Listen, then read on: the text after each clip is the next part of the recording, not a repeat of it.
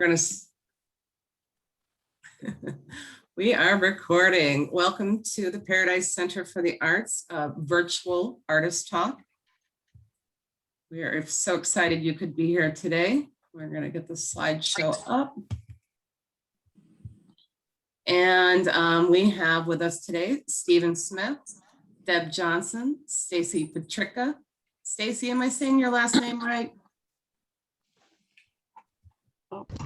It's Petricka. Petricka. Okay, thank you. And we also have some of the Straight River Art Festival artists with us. So we're going to get started here. Of course, Steve is not in the best place to do this, but I'm so excited he could join us today. And we've got a beautiful image of the back wall of the Carlander Gallery, which Stephen is in. And this show will be up until August 21st. So please come and see us at the Paradise. We are open Wednesday, Thursday, Friday, noon to 5, Saturday, 10 to 2. And here is a picture of Stephen in front of his work in the Carlander Gallery. And Steve, take it away. Why don't you give us a little bit of history about you and your work? Excuse me. So I'm the guy that half my family is Irish American and the other half is indigenous. So I kind of grew up in between these two cultures, but I really identify much more with the indigenous culture. Although I'm a real believer in interdependence, that, you know, we're all kind of here and we need to lean on each other and help each other. This painting came out of the recent discoveries of unmarked graves at various residential and boarding schools, government boarding schools for Indigenous children, First Nations children. Earlier this year, the children were there in the 1800s and early 1900s. And I was just really moved. I was reading a lot of stories about different tribes, different First Nation tribes, and the stories of children. And in particular with this one, if you see the little girl on the right side standing on a turtle with the orange shirt on, that's a representation of a little girl named Phyllis, whose mother worked all summer to buy her nice clothes, including a really beautiful orange shirt. And when the first thing she showed up at the residential school, they took away her clothes and burned them and gave her these ugly gray uniforms, which the other kids have on. But again, this isn't about, none of my work is about anger or revenge or any of that. It's about, you know, truth and reconciliation. And big fan of Desmond Tutu. The imagery in this, of course, the person, the central figure, is an unhappy human being, intended to be an indigenous person. I used the image, a lot of turtles, because those are sacred to most indigenous cultures in North America. And so I tried to integrate those as creatures of healing and mending. The eagle, although it has kind of an angry face, is really not, is a transporter. And again, the eagle spirit brings the lost children home. A lot of tribal communities believe that the place our spirit goes after this life is amongst the stars. And so I put that. The orange star on the kind of left side is there purely for, you know, just balance, because there's a couple of orange and kind of composition, there's the word I'm looking for. And then there's a black eagle that's sort of heading downward. The building depicted is the residential school, Kamloops, one of the buildings from British Columbia. And I included the cross, not in a negative way, not in a derogatory way at all, just that these were institutions and this is a truth. So yeah, and then the shell on the ear with the little ear, little turtle hanging down. Anyway, I'm rambling on, so we can move on to one if that's okay. Excuse me, again with the notion of truth and truth telling. These are smallpox blankets, and the little white dots on the faces depicted are meant to be smallpox pustules. What an awful word, right? The bird kind of has an angry face, and then just to include anger as a element in human life and when things go. Again, I decided to play with the background a little bit and do something that wasn't outdoors and not necessarily making sense or anything, but then there's the large turtle shape and the blankets. It was an interesting, it's one of those serendipitous things that I drew these blankets and I sketched them and I did a watercolor kind of practice of them. So then as I started to paint these in, I decided to look something up about smallpox. And interestingly, the shapes, the little rectangular shapes and red color with the black outline is what a smallpox virus looks like under an electron microscope. So I was kind of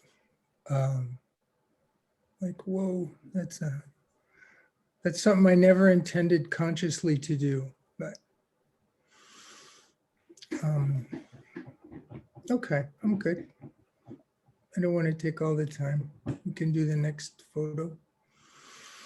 This is a farewell tribute to my parents. The one, the closer one with the lavender robe and horse is to represent my mother, who succumbed to COVID in 2020.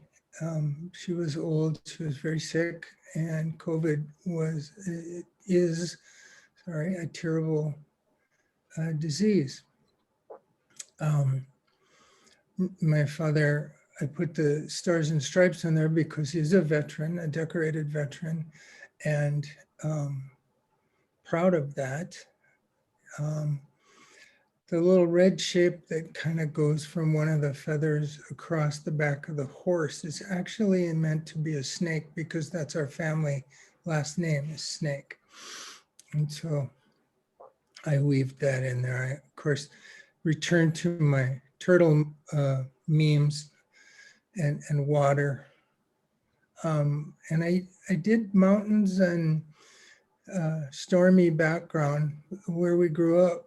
There are no mountains. I grew up in Nebraska, so there are sometimes bluffs along the river, but it just seemed the right thing to do. And this was just my way of kind of saying goodbye. The eagle represents the spirit. The eagle is showing their spirits the way to go to their reward, I guess, if that's. And I just had fun doing abstract shapes with the clouds. Okay. The sister's journey home. Missing and murdered Indigenous women and girls is a pandemic well, not pandemic, an epidemic that's been occurring on this continent for far too long. I'm very anti-violence. I'm very anti-aggression and anti-war. But the red dress symbolizes the kind of memorial for when we lose a sister, a mother, a daughter, a grandma, etc., to violence. And the horses are, in many plains cultures especially, are very sacred beings. And I was told once by a man named John Eagle that anciently horses chose to live with the plains people. There were no fences, there were no corrals. They had a relationship, and that was how people had huge herds of horses and without confining them. So again, blue is the water. Water is a sacred thing. It's moving back towards something that's kind of misty and not defined, ambiguous. The eagle heads are meant to be sacred beings that are watching and welcoming these sisters to the other side. And then there's a spirit face in the upper right-hand corner. How am I doing on time? Good. Okay.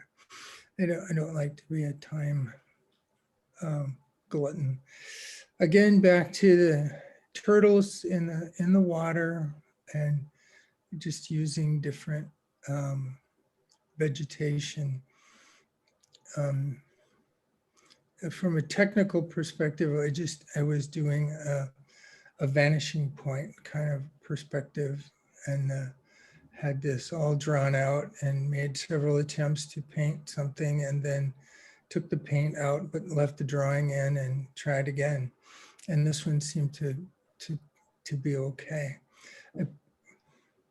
I put the raven in the foreground just to create some movement and balance through the women's hair and the horses' bodies, and then some of the branches in the upper trees. So this is a testament, a memorial. It's about the sisters that die. It's not about the revenge or, the people who did the violence. They have their own reward, their own destiny. Oh, I lost count. Is that 5 slides? Oh, the Red Dress Memorial. Yes. Jamie Black is a First Nations artist from Canada who many years ago did an installation out in the woods where she actually took, and I believe this is true, hundreds of red dresses on hangers and hung them various places in the woods to draw attention to the epidemic of violence against Indigenous women and girls especially. And so I made this painting and to just stand with Ms. Black and also stand with the movement is that we just stand against this. We don't want to see more violence. Red is, of course, one of my favorite colors, if you've noticed it going through many of my paintings. So I seem to weave it in, and because it has a high visibility value, and then I can balance or contrast that with the more muted whites and blues and greens, and there we go. And I like to paint birch trees. So Thank you, Stephen, for giving us all that information. It's so nice to hear you talk about your work. I know a lot of people, when they come to the gallery, don't have that opportunity, but we're going to record this and put this on social media so other people can hear about it. That's And- awesome. And we do have Stephen's artist statement and statements about some of the work at the gallery. Mhm. Yeah, and so, yeah, I'm available, I hope once I get out of this, out of confinement here in a hospital, I do plan to make it back down to the gallery in person. I'm available if people want to have questions, email or however. I, we can't always connect, not yet. So, thank you. I'm going to quit talking because, yeah, it's not my turn. Okay. Well, thank you. Thank you for being here. I know it's been a difficult week for you, and I hope you recover quickly. Thank you. Okay. Do you have a website or something where we can see more of your work, Stephen, or see I what, do. what you have upcoming? Actually, I don't know about more of my work. This is kind of it. See it again, all of them. Do you have some place where you have? I do have a website, and the name is long, so grab a pencil if you want to. It's WACHOZHUGA.com. Awesome. Thank you. Can you tell me how you pronounce that, Steve? Wachojuga. It's Okay. a tribal name. It means he talks too much.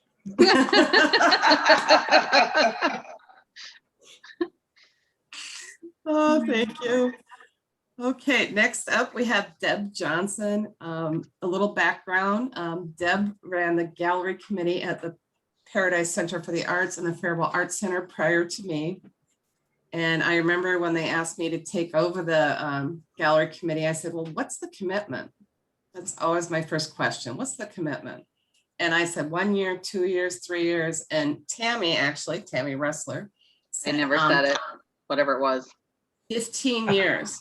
Then I did say that. I was like, what? But anyhow, I learned so much from Deb. She was so much help when I took over the gallery, and I still miss her today. So I'm so happy Deb's back with us. Deb, can you tell us about your current exhibit at the Paradise? Okay, well, it's something new that I'm getting into, and I'm really enjoying it. My background is for 30 years, I did textiles, batik, not exactly totally different in that it's a lot of what I did was experimental, and it's very, well, you get a lot of surprises with batik, those of you that have tried it. But this is a totally different medium. I'm not using dyes.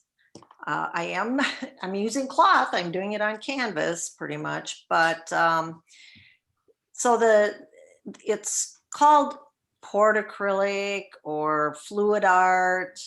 And generally that I've researched, and I just kind of been teaching myself by watching YouTube videos ad nauseum, but now I've just stepped out on my own and kind of doing my own thing, making my own recipes and that kind of thing. But it's acrylic paint is what I'm using. There are some, you can use inks, I guess, but I haven't tried that. So it's pretty much acrylic paint and a medium, water or Floetrol, which is a paint conditioner that you can get at Lowe's or Menards or Ace Hardware. And you can use, there are products that Golden makes that are for fluid art. There's all kinds of different ones. I like to keep things simple, and I really like using water and Floetrol. So those three things: acrylic paint, Floetrol, and water, Floetrol, and the acrylic paint. Yes. And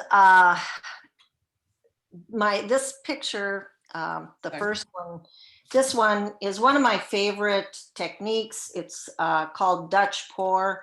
I don't really know the history of Dutch pour, but I know there are a number of Dutch artists that do this, and there are some that I really like, and I have watched their some of their videos and then experimented on my own. But in this one, I used puddles of paint and then a blow dryer to get the paint to spread.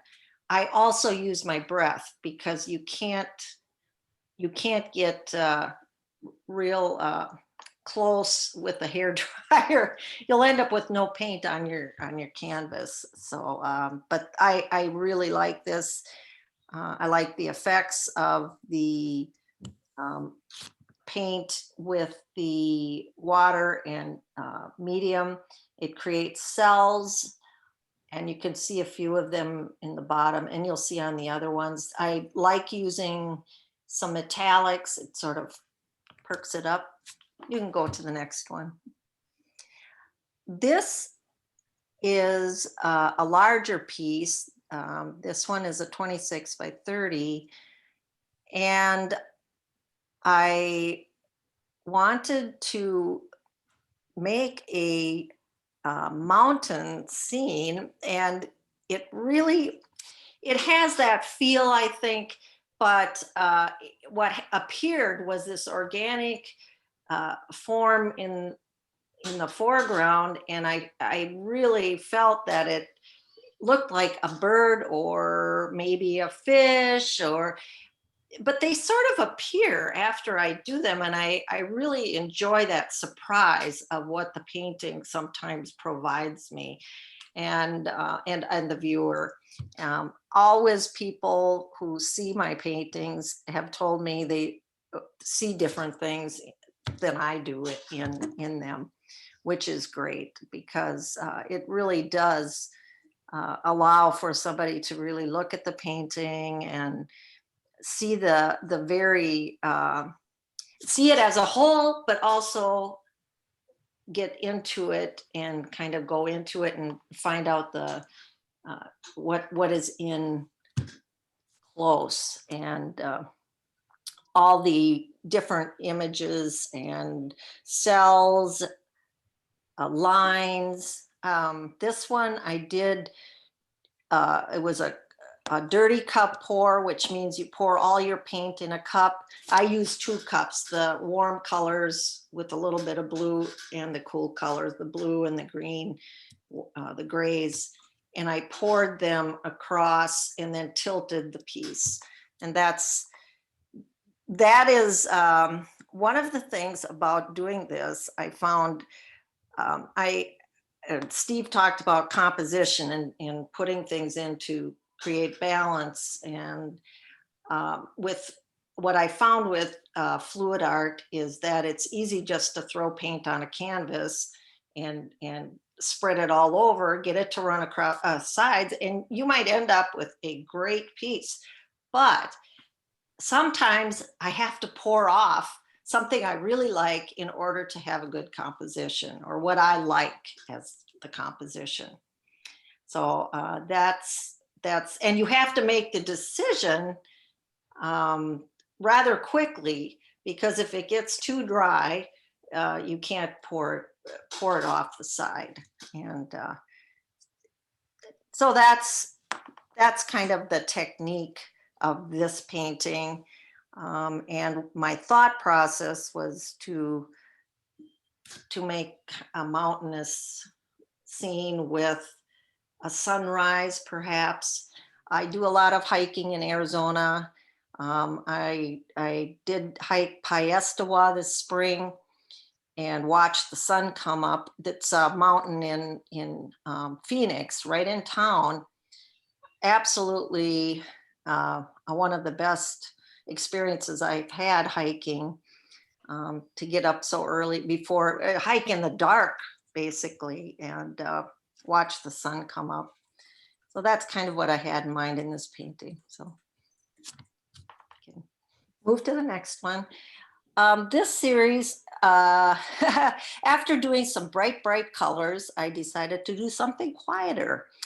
And my son and his wife have been painting the inside of their house. The one on painting on the left is a 26 by 30. And I used their leftover, they bought all these little containers of samples, and so I got their samples together and I did this painting from some of their samples, and it works. It works very well. But here again, I have kind of something in mind, either with color or a subject matter. I didn't really have a subject matter with this one. I just wanted to do something quieter. But I did use the gold again. And lo and behold, this painting, actually, I feel like there's a fish in it, and I like it. I don't know if anybody else sees that, but I called it Out of the Depths because that form appeared. And I left some negative space. I liked that part of it. And this technique was a floating cup. It's fun to try all these different techniques. You tip the cup over with the paint in it and then let it float across the canvas, which has paint on it, the white paint in the background. The two darker pieces are 12 by 12s. And I was trying, my thought process was canyons. I have hiked the Grand Canyon, and I do some other canyons in Arizona. And the top one is called Wind Cave. There's actually a hike that is called that, a trail that's called that. And the bottom one, I just put layers of the canyon. It's a little hard to see in the photograph here, but if you look at the painting in person, it has different layers in the paint. And the bottom, that one is, just for your information, is a tree ring pour on the bottom. You pour it, just looks like tree rings when you first pour it. And of course, then you work with it to get the paint to go off the sides and get the composition that I wanted. This painting, it really was one of my favorites out of this series. And it was the most, I would say, of any of them, it was probably the most difficult technique for me to do, and I'm very anxious to work some more in the studio on this. It's called a swipe technique, and the painting is poured in stripes across the canvas, and then the black paint is swiped across the top, and magically all these cells and the gold comes through. It's quite amazing what happens. However, I did have a big mess in my studio because it just wasn't working. And but this one, I did several, and this one I was so happy with. I really think it has a lot of good things in it. And I have to tell you, one of my 5 sisters said it belongs in a dentist's office. Think about that one. So I didn't see that, but she saw that, and I thought, well, okay. You can see whatever you want. That's the nice thing about these paintings. And easy breezy. This is a little 8x10 that I was a tree ring pour also. And I just thought it just almost looks like ice cream in a cone maybe. But it just gave me a nice feeling about a movement and cool.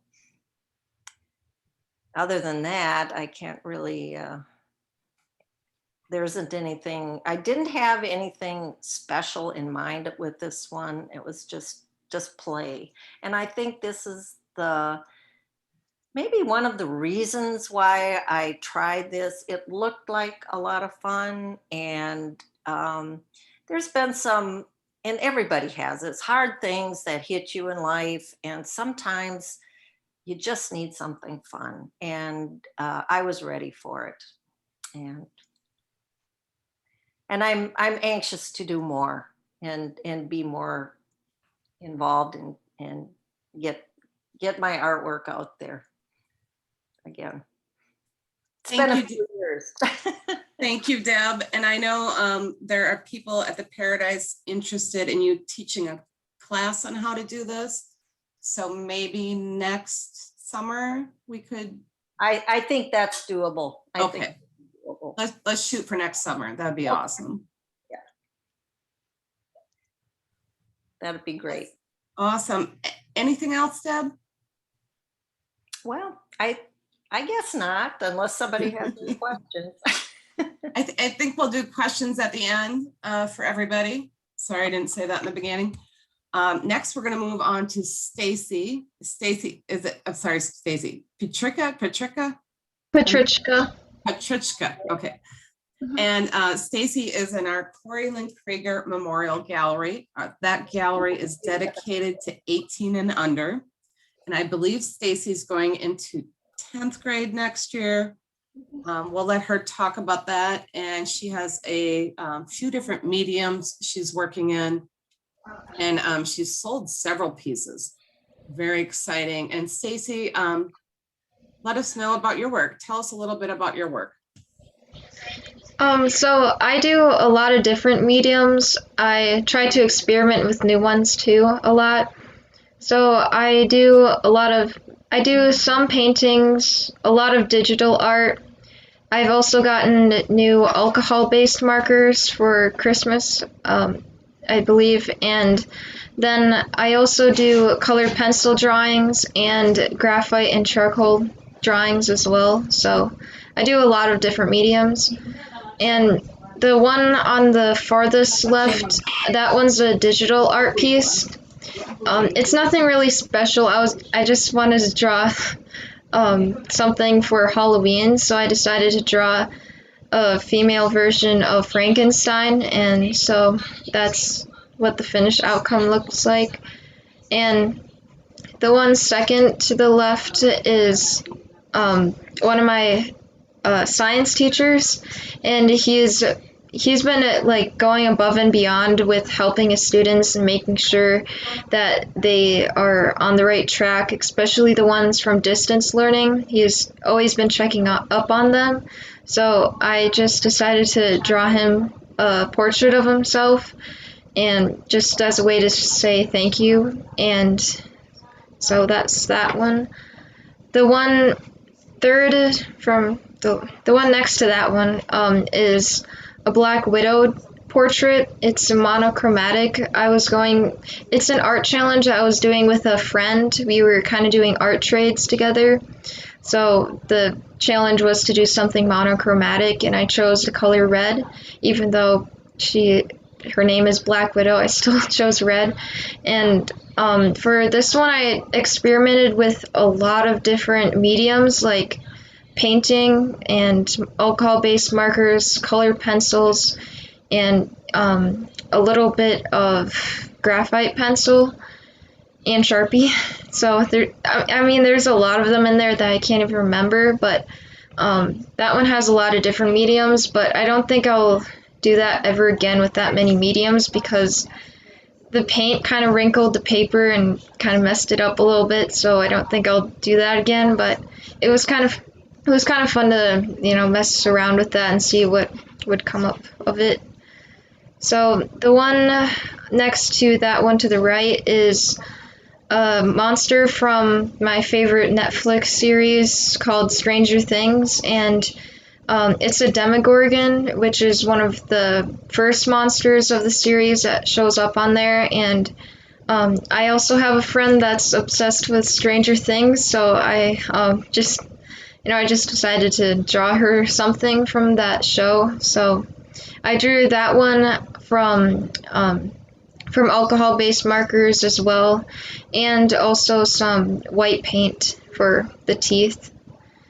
The one next to that one is my cousin. He's turning 9 in a couple of weeks, and a couple of days actually, and I wanted to give him an early birthday gift, so I decided to draw him a portrait of when he's a baby and give it to his parents. He also has 75% brain damage, so I just wanted to, brighten up his parents' day, make them, just brighten up their day. So the one next on the far right is actually one of my online friends. She has a lot of followers, but I think she already has 47,000 followers, and she just doesn't let that get into the way of her normal day, how she acts around people. She just acts like herself, and that's what I admire most about her, because I only have 3,000 followers, but I just get kind of overwhelmed by just that, even though it's not even half amount as how much she has. So I just kind of admire how humble she is about that. So yeah. So this next one is a painting on canvas. I've never actually painted on canvas for about maybe 10 years, so I haven't painted on canvas in a while. But this one, I wasn't trying to paint something really, really beautiful, because, art isn't always about just a nice picture, something pleasing to look at sometimes. It's just sometimes more about the meaning behind it.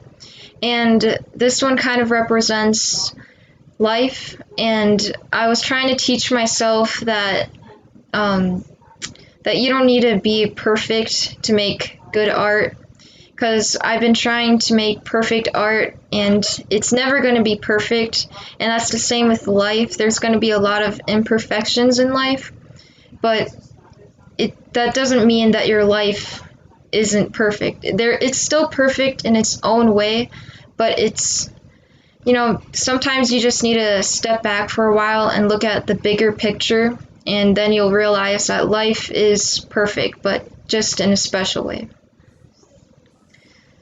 So this one I already talked about. It's the Black Widow portrait. I watch a lot of Marvel movies, and my friend is also kind of obsessed with Marvel, so we did an art trade on it, and I decided to give her a gift of her favorite Marvel character.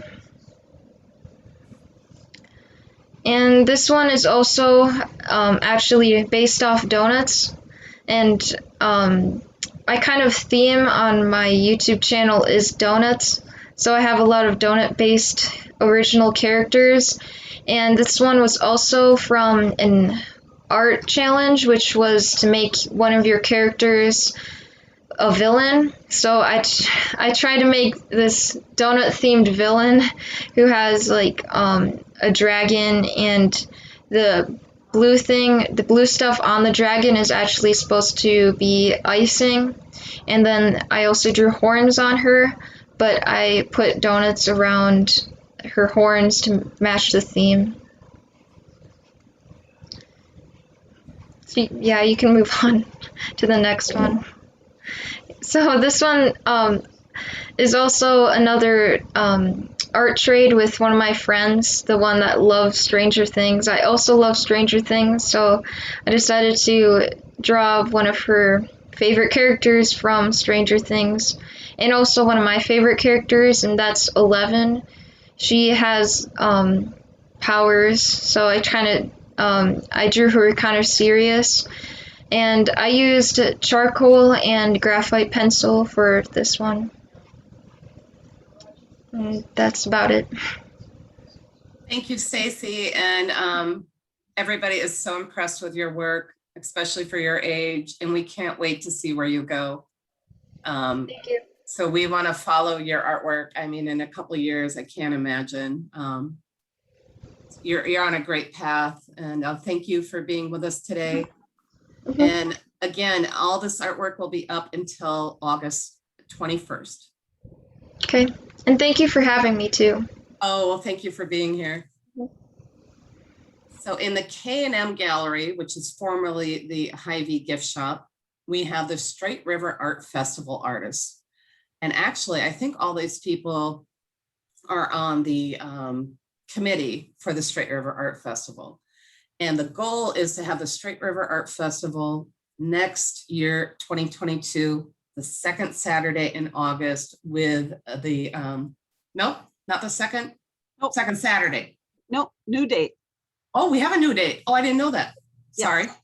Okay, Paula, take it away. Well, Tammy, did you want to start because you were going to kind of do the introduction to the date and the place and all that? Okay, yeah, sure. So the Straight River Art Festival is a new art festival in town.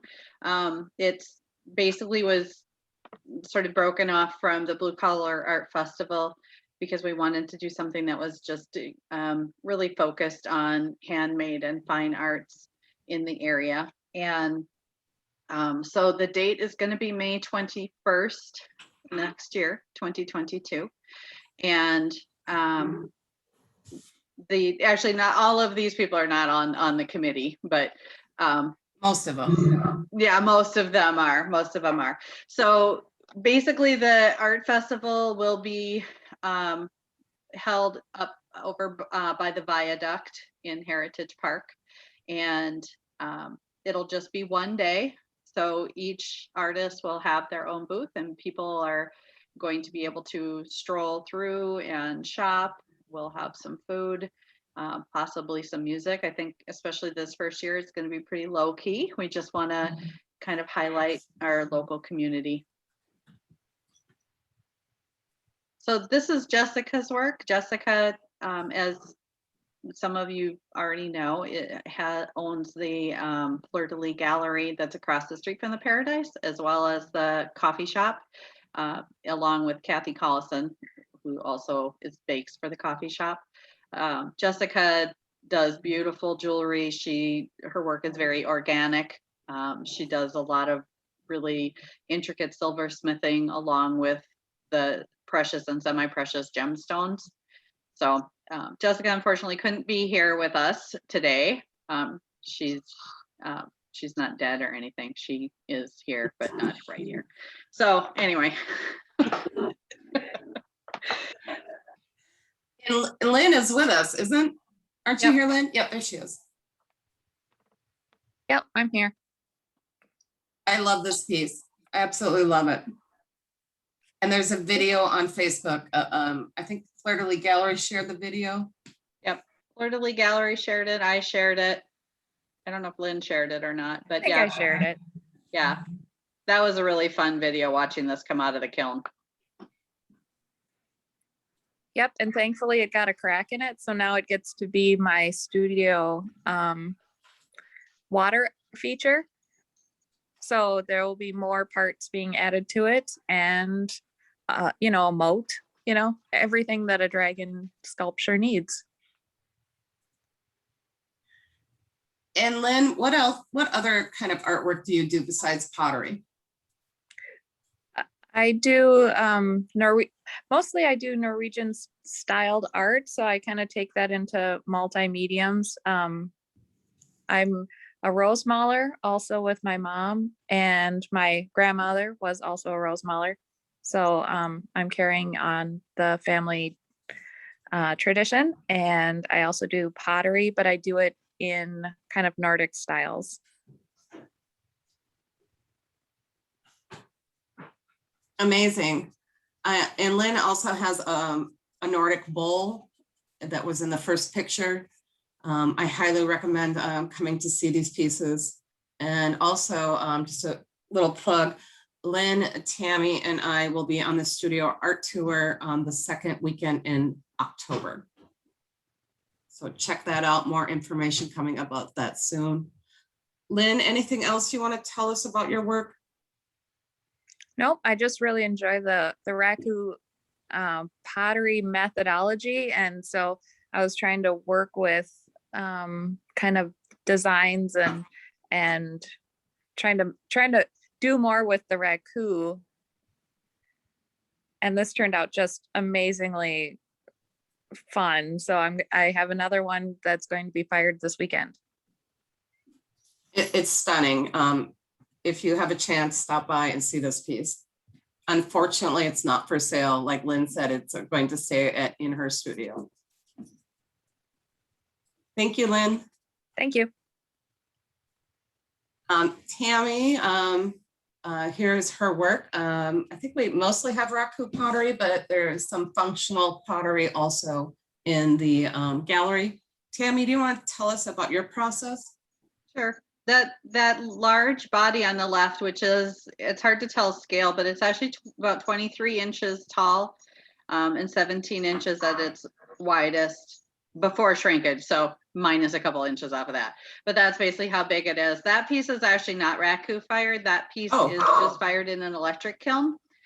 That piece used one of my favorite things to do, which is to bisque fire a piece. So do the first firing to get it hard. And then I put black underglaze in there and wipe the underglaze back, and then fire it again at a higher temperature. This one I actually fired in the raku kiln, but at that size, it's just so heavy to try and pull it out that I let it oxidize. And it doesn't have a glaze on it, so the colors are just basically created by the underglaze and the clay itself, which is a brown clay. And then I like to apply different mixed media to the body of the clay. My dad was a body man, so when he passed away, I inherited about 10,000 different little pieces that came from his body shop. And when you have that many little pieces, you start thinking about how else you can use them. So rather than trying to see his garage as a huge hoard of tools and parts and things, I said, we need to look at this as a huge art supply store. And so I started just applying those pieces to my my bodies. So I have a lot of different bodies that I have a couple at the Paradise right now. I will have more at the art tour. The other piece is the ring vase, which is the second one over there. That's the turquoise color. That is raku fired.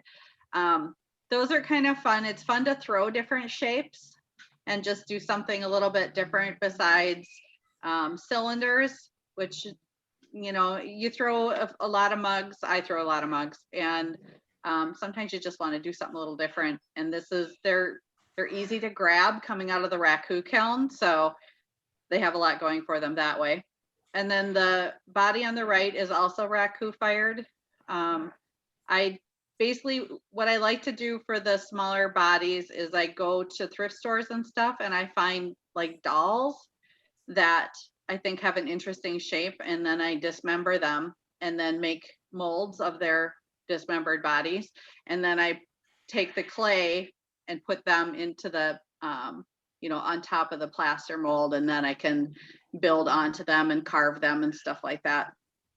The large body too, originally I did a large body and then made a mold out of that, out of plaster, so that I can put the clay on top of it and again have something that's, you know, that I can use a basic form or template and then just go to town on it. So that's a lot of fun. And But there's carefully. videos of Tammy's raccoon firings on Facebook. Yeah. Yeah, Lynn and I today were having an email exchange, and I had just added a 5-inch ring to my kiln, and now I can put one of the bodies straight up in there and it'll fit. And I don't remember if it was me or Lynn that said, yeah, it's kind of nice to have that extra 5 inches so you don't have to cut the women's bodies apart when you put them in the kiln. And then she said, you know, if anybody ever got a hold of our email lists, it would be really bad. Because I swear all the bodies are clay, but yeah. Thank you, Tammy. Thank you. I forgot, who do we have next? Oh, Paula. Oh, okay. Paula Person, tell us about these unique pieces. Well, I have a background in sewing. I've sewn since I was 5. And my grandmother would be so proud because she set me at her treadle machine with paper and had me sew paper together. And had she known, if she was still alive, that I was making a living sewing paper together, she would just be elated. Anyway, all my items are upcycled from something else. So everything you see here was once something else. You see Rolling Stone magazine a lot in my pieces because I started really, my first bit of marketing was with Rolling Stone magazine, where that was the magazine. It's not a copy of the magazine. I don't copy anything. It's literally ripped apart. The article for the feature is taken out, and then it is basically put back together. So I have a themed handbag, and all the pieces you see there were either in the magazine or another thing that I started with was piano sheet music. And in the first picture, the little wallet that is in brown is a piece of 1890 original piano sheet music. And so all of those items just go through a lamination process. And I use a laminate that's very, it's a matte laminate. It is very pliable. It's very unlike the laminates we have on cards and that harden. Mine's a soft laminate. So it basically turns my paper into the feeling of vinyl. And so it's very pliable and it doesn't crack with a lot of usage. So everything that I do in paper then is just laminated and sewn back together, and that's what gives it all its strength. The little pendants that I do are all just that same paper that I recycle under a glass cabochon. And so I just have added another feature of the recycling into the pendants. The third picture, which I believe those, I started using some hemp since natural fibers were kind of the thing to be working with. And I started using some hemp fabrics, hemp ropes, and again, just the recycled paper. You may see some different sizes of some of those covers that I'm using. And that's because Rolling Stone likes to republish and reprint their covers in all sorts of magazines and books. And I just literally rip those books apart, and I use that original material and right back into my product. So that's no secret to where my things come from. It's just all upcycled. So I don't know if there's another set of photos or not. I think that's it, but okay. Let people know you can make them a bag or a wallet with their images. Yeah. I know that's one thing I added to my line, is that I started taking my own photographs of my grandchildren, and I have a particularly nice printer that I can literally take any digital photo that someone gives me permission to print, and I can print that, and I can construct an item that's personalized for you. So I've done things anywhere from store openings to grandma bags to a little bride's gift to her bridesmaids. I've done all of that just by having them submit their images and I print those and we decide on a style. And I've done a lot of custom work like that too. And just to plug the Straight River Art Festival, I just want everybody to know we do have a website, just www.straightriverartfestival.com. Also Instagram, Straight River Art Festival, and email straightriverartfestival@gmail.com to get hold of us. So again, May 21st, 2022, at the location of the Heritage Park and Place. And we will be along all of those paths back there. And there's lots of ample parking and more information to come. Wonderful. And I love my bag. Paula made me a bag, and on one side's my dog Charlie, and the other side is my cat Indy, my two loves. So if you really see a format that you like at the Paradise, we can contact Paula and she can make you a personal item, which to me, I don't know, I love that stuff. So thank you, Paula. You're welcome. And stop in, and these are wonderful gifts, especially, I mean, whose parents don't like Johnny Cash? And there is a Dr. Seuss bag. I think I'm gonna have to get tomorrow. Well, my theme is it's the bag you carry with your heart, because you're going to carry that bag because it meant something to you. Oh, thank you, Paula. And I think next we have Nicole Volk. Nicole has some amazing oil paintings in the show. Nicole, would you like to tell us about them?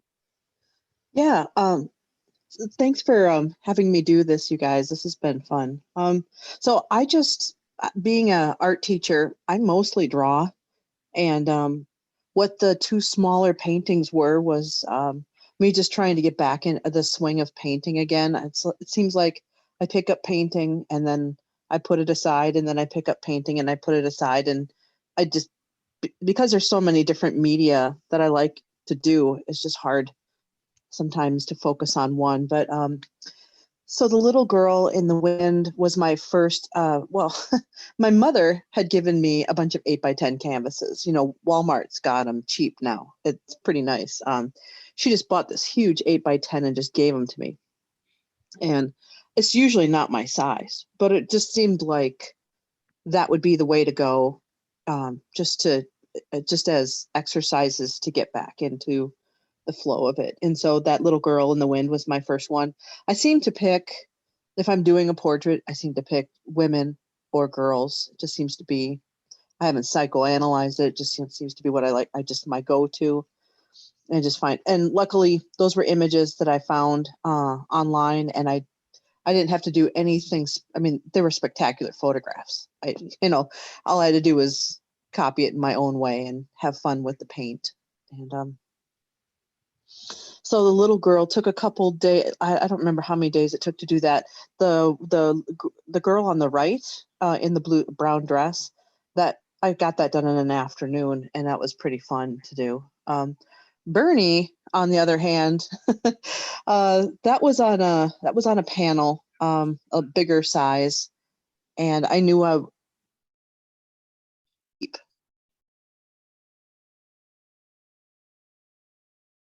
Uh-oh. Somebody freeze up? With a certain palette. It was, if anybody's really interested, it's actually 2 colors from Old Holland, and they are your mainstays for the portrait. And it really helped a lot. One of them is a red brown from Old Holland, and it is your darkest color in a portrait. And so when I was painting around his eye area, I was really enjoying how the face was turning out, and it was working out great with Bernie's wrinkles. And just I just felt like that, because it limits you, and you don't have to wonder, well, I wonder if I should add this to the flesh tone. I wonder if I need this to the flesh. There's like no guesswork. It's everything's something about the chemicals of those paints just fall together beautifully, and they give you exactly what you want for the portrait. So I have to give credit to Michael Carson for teaching me that little trick. But yeah, the portrait, if I remember right, everything was going great on that portrait of Bernie until I got to his legs, and then paint was moving around, and I had to set it aside to dry so that I could finish it. And so I think it was about 3 weeks later, I pulled it back out and finally finished it in March. We all know when it started. It's the inauguration, so it was January when I started it, but yeah, that's it. So I'll be painting, and I've got a lot of other things I enjoy doing. I really don't know. Like it's going to be interesting knowing that it's May to come up with, more work. Well, thank you, Nicole. And there is a painting that it's not in the slideshow. It's of a little girl holding a chicken. Yep. Just as sweet and delicate as the other paintings. Thank you. Thank you. Suzanne Klum was not able to join us tonight. Suzanne is the owner of Glass Garden Beads. Glass Garden Beads is across the street from the Paradise Center for the Arts in the back of the Baccarat building. It's an amazing store. I highly recommend it if you bead or not bead. They do also sell jewelry, and Suzanne is always a delight. I'm always so happy to see her. And these earrings are very intricate with beading and all kinds of things going on. Stop by and see them. And she's got a couple necklaces that are amazing. And I can't wait to see what Suzanne brings to the Straight River Art Festival. I have kind of been on the committee for the Straight River Art Festival. I don't know if I'll be a participating artist, but I do have a few pieces in the show. I love the raku process, like Tammy and Lynn, and I have a couple paintings in there. For those that don't know, I only strictly do animals. And I'm new to the raku process, but it is my favorite thing. I never thought I'd like pottery, but I absolutely love it. I do a lot of raku firings with the Paradise Center for the Arts, and I've been fortunate to do some with Tammy and Lynn and friends. So that's amazing. And I want to just thank all of you guys for coming tonight. This is my favorite thing that's come out of COVID, is to have these artist talks. It's just more intimate and getting to know the artists and their process. And of course, I love to thank the Minnesota State Arts Board. They make this possible for us. Without them, we would be in big trouble. So, and I always like to say Minnesota supports its artists, or vice versa. We're very fortunate to be in the state with all this funding and all these artists and these wonderful, just wonderful things to do. And at this time, I'd like to open it up if anybody's got any questions for the artists.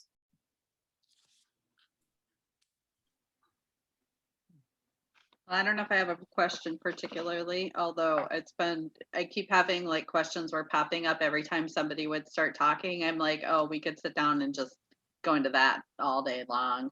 But for me, this is the first time I've done an artist talk on Zoom with Julie. And it's been, I know most of you. I feel really fortunate to have had a chance to talk to Stephen when he was at the gallery. It was very nice to chat with you. And then and to get to hear you talking again about your work. It's beautiful, it's moving. I really enjoy looking at it, and I have enjoyed talking to you. And Stacie, it was really so fun to hear your perspective, and you're, as a young person, it's exciting to get to see somebody your age really be able to not only present work, but to articulate your thoughts about it and talk about why you're doing it. And I look forward to watching you progress. I'm definitely gonna have to check out your YouTube channel. Thank you. You're welcome. And if you do a class, sign me up. That was cool. Yeah. It was fun to watch. I have to go back to being a hospital patient soon, but I just wanted to say it's such an honor to be amongst such great artists. And then at this wonderful place, I was very honored. Julie called me a couple of years ago and said, hey, we'd like you to do an individual exhibition, maybe about 30 pieces. And I'm like, sure, having about 5 at the time. So anyway, There's it's a nothing like joy. having a show, is there? I'm so exhausted. Maybe that's why I'm in the hospital. Oh, no. No. I hope not. Oh. Anyway, thank you so much, everyone. And Julie, you have my email. Feel Yep. free to share it if anyone has a question. Exactly. I was going to say, if anybody thinks of a question or anything they want to know, they think of later, please contact the Paradise or contact me. I think most of you have my email, and I will get to the artist and get you that information.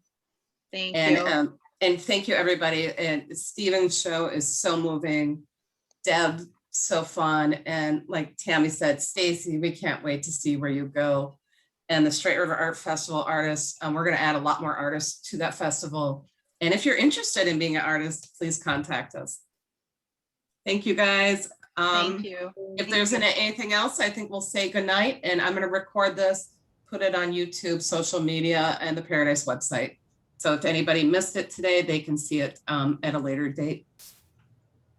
Awesome. Bye, everybody. Bye-bye. Bye. Thank you, guys. Have a great night. You You too. Good night. Bye-bye.